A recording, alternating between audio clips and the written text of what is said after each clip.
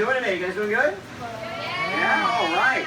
Well, welcome out to Wild Florida. Welcome out to our Crusher show. Some introductions. My name is Kobe. I'm going to be here as a spotter today. My job is very important. I'm in here to spot anything dangerous and immediately run the other direction. If you guys see me running, you guys should probably go ahead and follow.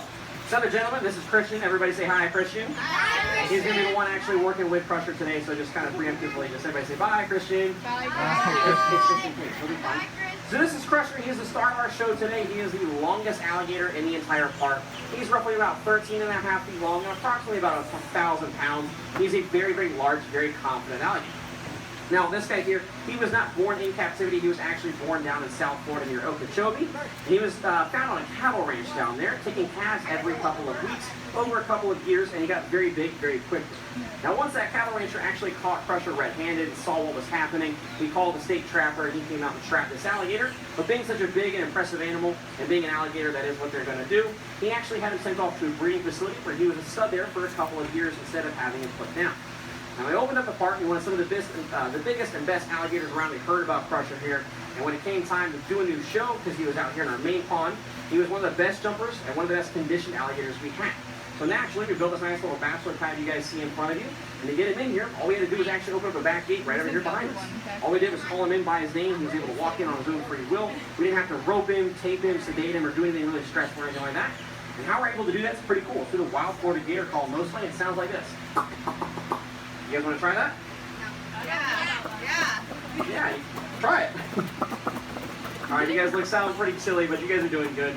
He's not really going to respond to you guys, though. He's only going to respond to us because he knows we have the food. He's like any other man, the best to his heart, to his stomach. So we're going to send Christian on in there, and he's the one with the chicken. And he's going to show you guys all the commands we use for all of our alligators here. The first one, along with that pop call, is the here command. This tells Crusher to come on over and letting him know that we want to interact with him. Is this raw chicken here? It looks like his batteries have died. Christian, do you replace his batteries? Oh, there he is. Now, one thing I want you guys to pay attention to, that water where he's at is only about 2 feet deep. It is very, very shallow. And even as big as he is, he's still able to stay completely underneath and move around underneath it without disturbing the top of the water. If this was regular lake water, you wouldn't be able to know he's there at all. I know it's so rough. He is very fast. Look at him go. Look at him go. So, like I said, he's going to call him over here. There he is. Now, he's kind of sneaking up on Christian. And this isn't necessarily a bad behavior, but it's not a positive one, so we're not necessarily going to reward him underneath the water. We're going to wait for him to pop his head up. And that's going to show up the second command here, which is the up command. This tells Crusher to stand up, open up that mouth nice and wide, and show up all his pearly whites. Oh my goodness. As soon as he pops the head up, you get a good look at him. You guys will notice he has a lot of teeth in that mouth. These guys can have upwards of 80 teeth at any one time, but over an entire lifetime, these guys can go through anywhere from 3,000 to 4,000 teeth. Ooh, good job, Pop Man. That was quick. Where are you going? Dude, it took him 5 minutes to go 5 feet. No, all right. Everybody say bye, Christian. We're going to speed this up. He'll be fine. He has Crocs on. Now, with Christian being in the water, this should actually speed things up quite a bit. Alligators are a lot more territorial over their water than they are the land, so it should make Crusher a little bit more interested in the show. There's that up command again. You're going to see the last and most important command right there, the hold command. That is the most important one. That tells Crusher to hold still and wait for his reward, which in his case is his favorite food, which are chicken gizzards. And you go there. You can actually hear just a little bit of a pop noise. That is a very unique sound to alligators and crocodiles, and it's the sound of their bones hitting each other very hard. These guys have the strongest bite of any animal ever measured. These guys can bite down to this size of about 2,500 to 3,000 pounds per square inch. I'm not very good at math, but there's a lot of inches in that head. Whoa, that's a big tail. Now you guys can see there, he's being a little pushy, and we don't necessarily want that, so we're going to wait for him to do his play. Right there, he's behaving correctly. So now we're going to start with the behavior here, which is called desensitization, and that's basically just a big fancy word for saying touching him and letting him know that we're not hurting him. This basically allows us to do medical checkups, whether visual or physical. We can come in here and touch along his face, his scutes, his eyes, his cranial plates, and have him hold completely still without having to worry about being eaten or anything like that. And we can actually touch on his teeth as well. This is the most sensitive part of an alligator's entire body, and I've actually seen Christian pull a loose tooth in the middle of the shell. Now, he's going to try and show off a little bit of agility here. We're gonna pull him over. There he is. We're gonna try to get a little bit of everyone for you guys here. These guys can spin very, very quickly when they really want to. We're just gonna give you guys a slow-mo replay of when he's very, very fast. These guys are very, very agile in the water when they want to be. But like I mentioned earlier, he was being a little pushy and we didn't want to reward that. And so that's because our training requires positive reinforcement. What that means is we are positively reinforcing good behaviors out of him. If he responds correctly, he will get a reward. If he does not, if he does something we don't want him to do, we are not going to reward him. We are simply going to reset and move on to a different technique, like turning your back to an apex predator. Kids, don't try that at home. You'll probably get different results. Another good job, Pop, there. Now, if he does something we don't like, if he gives us a negative behavior, we're not going to punish him for that. Like I said, these guys are alligators. It is still a wild animal. He's going to do wild animal things. It was a little better to spin that time. They do look a little bored. Do you want to go for it? All right. Who wants to see Christian put his head in Crusher's mouth? All right. We got one yes on that side. We only needed one. That's all we needed. All right, now, alligators don't chew their food, but I think you season those chicken just a little bit. Throw some Italian seasoning on there.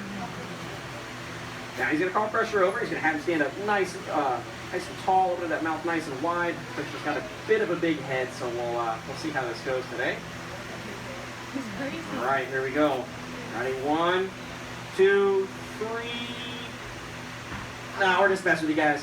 Yeah, insurance won't let us do that one anymore after what happened to Phil. So. However, we won't put our hat on Crusher's head because he's a huge fan of fashion. And it is a great testament to just how far his training has actually come. Being able to place a foreign object on an alligator's head, take a couple steps away, and retrieve it is better than most dogs have ever seen. He usually gives us a good pop right here, so let's see how he does. And he gives us a baby pop. Yeah, sure, I'll get in. All right, so what I'm going to do for you guys, I guess, while I'm in the water, is I'll try and do another medical benefit. And one of those would be a blood draw. If we ever have to do blood work on an alligator, it's kind of interesting. You don't do it like us. You wouldn't draw from their arms or even their back. You'd actually draw from their tail. Their main artery and vein runs up and down the length of their body. And it's also probably the safest place to be on an alligator. So when he calls Crusher up there, he's going to have him hold nice and still. And I'm basically just going to take the veterinarian's place. I'm going to pick up Crusher's tail, take my fingers, and just kind of push it in between the scales and wiggle it around. And it's kind of intrusive, but he knows it's regular daily routine. I'm not really hurting him or anything. And a needle would actually be much less intrusive. He's not even really going to feel that needle. So as soon as we ever come in here with a veterinarian, the veterinarian is going to be pretty safe working back here. All right, he did a good job there, completely ignoring me, so we'll reward him for that. Whoa. There was a pretty good pop. But these guys are very instinctual. They rely a lot off of their instincts, and one of those, thrashing animals in the water to them, is basically like a dinner bell to us. And it's very, very enticing. So I'm going to splash around, make a little bit of noise behind Crusher. And he's going to try Crusher hold up there nice and still and not have him eat me, which would be very nice. All right. Help! Help! Crusher, I've fallen and I can't get up. Life alert. All right, he did a good job there. We'll let him just roar. And then I'm going to quickly get out. I won't actually have any chicken on me.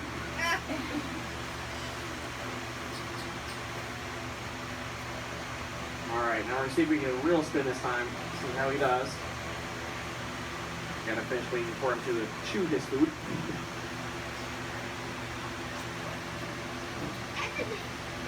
All right. Dude, seriously, you gotta stop seasoning the chicken. He's taking too long enjoying the chicken. There he is, little baby spin. All right, last piece. All right, so we feel kind of bad for tricking you guys out with the head trick. So instead, what he's gonna do is he's actually gonna give Crusher a big old kiss right on the face because you can't really give these guys a hug. And we're going to see how this goes today.